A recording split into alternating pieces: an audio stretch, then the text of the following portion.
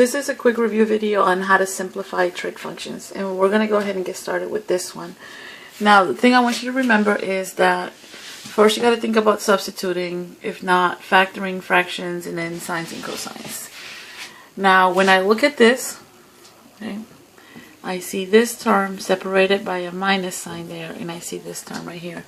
They don't have anything in common, so there's really nothing for me to factor. Okay? There are no fractions, and there's nothing for me to substitute, so I'm going to go ahead and straight go into sines and cosines. Cosecant is 1 over sine x. Secant is 1 over cosine x minus tangent is sine x over cosine x. And I really need you to see that this is over here and these two are together. Right? So just kind of step back a little bit. These are together and this one's over here. You can't cancel those cosines. Can't cancel those signs. They're separate terms. What I need you to understand is that now you have fractions and you're going to have to get a common denominator. They already have cosine in common. But what they don't have in common is the fact that this term right here has this sine x. This term over here does not.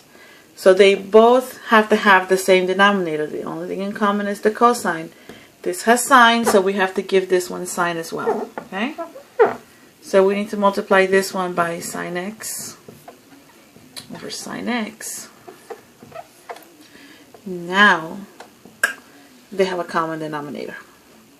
And when you have a common denominator, you can combine fractions over that common denominator.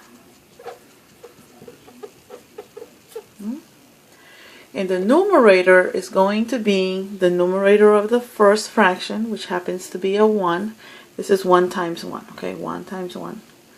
Minus, because we have a minus sign. If it was a plus sign, we would write a plus sign. It's a minus sign, so we'll put a minus sign. And our numerator over here is sine times sine. So it would be sine x squared, sine squared x. Okay? Now, something else, like I said, half the battle is knowing your identities. 1 minus sine squared x is an identity. So I'm going to take you over to the sheet, see if I can find it. Here it is. 1 minus sine squared x equals cosine squared x. So we can literally, this numerator, we can write it as cosine squared x.